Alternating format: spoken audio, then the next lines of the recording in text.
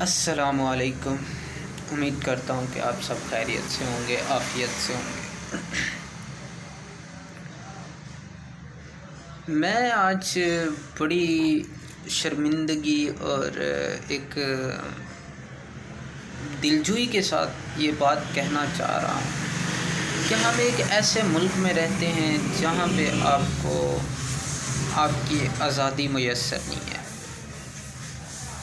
میں کل ایسے بیٹھا ہوا تھا تو میرے ایک دوست کی مجھے کال آئی تو کہتا ہے کہ بھائی یار کیوں نہ ہم کہیں باہر چلے جائیں۔ تو میں نے بڑا غور سے اس سے پوچھا، میں نے کہا کیوں؟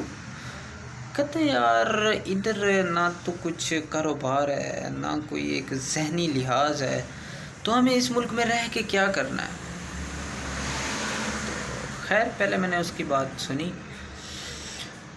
تو ظاہری بات ہے میں بھی ایک چھوٹا سا کاروبار میرا ہے، میں ایک حکیم ہوں، طبیب ہوں۔ تو آج کل حالات کچھ ایسے ہیں کہ بس صبح سے لے کے شام تک بس بیٹھے رہو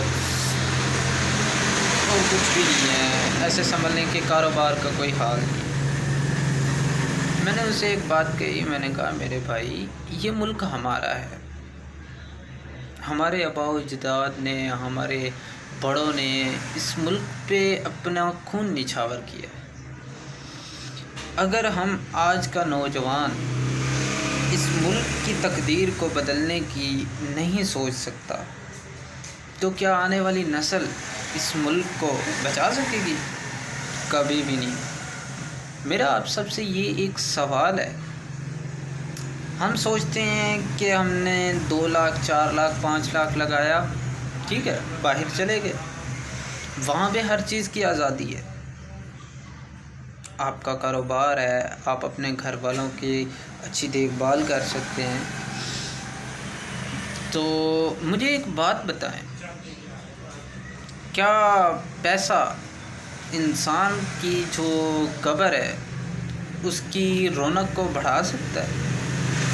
اگر آپ کا جواب نہیں ہے تو پھر یہ آپ کیوں صبح شام پیسہ پیسہ پیسہ؟ ابھی کل کی بات ہے کہ نیوز میں چل رہا تھا کہ مولانا طارق جمیل صاحب، ان کے صاحبزادے جو تھے ان کا انتقال ہو گیا، اللہ پاک ان کو جنت الفردوس میں اعلیٰ مقام عطا کرے۔ تو کہنے کا مقصد یہ ہے کہ ان کے پاس اللہ کا دیا ہوا بہت کچھ ہے، ایک تو وہ عالم دین ہے، دوسرا ان کے پاس دنیاوی جو دولت ہے اس کی بھی کوئی کمی نہیں ہے۔ اور کچھ جو ذرائع ہیں ان سے معلوم ہوا ہے کہ ان کے جو بیٹے کا انتقال ہوا ہے، ٹھیک ہے، وہ ڈپریشن کی وجہ سے ہوا ہے۔ اب کچھ لوگ سوچتے ہیں کہ یار پیسہ آئے گا تو سب خوشیاں خرید لیں گے۔ بھائی وہ وقتی ہیں، لیمیٹڈ ہیں۔ آپ کی جو خوشی ہے، آپ کا جو رہن سہن ہے، وہ ایک عالم دین اور دین کی طرف جب آپ راغب ہوں گے تو تبھی آپ کو سکون ملے گا۔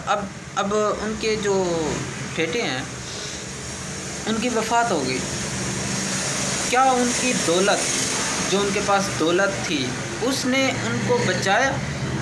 نہیں نا۔ یہ دولت کمانا، اس کو حاصل کرنا، یہ ایک انسان کے رہنے سہنے کے لیے ایک یعنی کہ اپنا گزر بسر کرنے کے لیے ایک سہارا ہوتا ہے۔ باقی اس کو اپنا جو ایک مشن ہے وہ نہ بنائے، کیونکہ میرا اللہ پاک بہت کارساز ہے۔ وہ انسان کو جو غریب ہوتا ہے اس کو امیر کر دیتا ہے، جو امیر ہوتا ہے اس کو ایک دم سے غریب کر دیتا ہے۔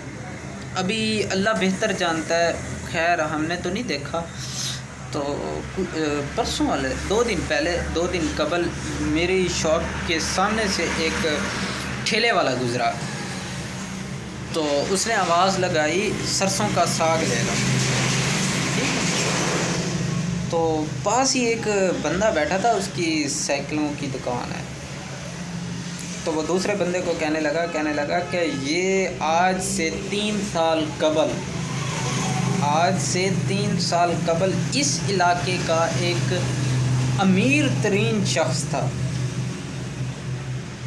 اس نے کہا وہ کیسے؟ اس نے کہا اس کے پاس بے تحاشا دولت تھی، ٹھیک ہے، اس کے پاس دولت تھی، گاڑیاں، گھر، زمین جائیداد، بس پھر کیا ہوا کہ دشمنی بڑھ گئی تو اس کے اندر ان پہ پرچے وغیرہ ہو گئے، پھر یہ نشہ شراب وغیرہ میں لگ گیا، تو 2 سال 3 سال کے اندر اس کا سارا کچھ بکا گیا۔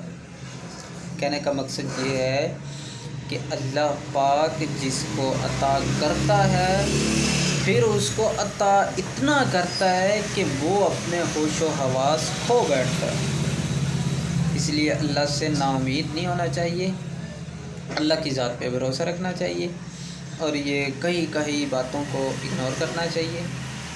تو باقی اللہ پاک بہتر جانتا ہے، وہ انسان کے دلوں کے حال جانتا ہے۔ امید ہے کہ میری کچھ چند باتیں آپ کو کہیں آپ کا جو وقت ہے وہ ضائع نہیں ہوا ہوگا۔ اوکے، اللہ حافظ، تھینک یو، بائے بائے۔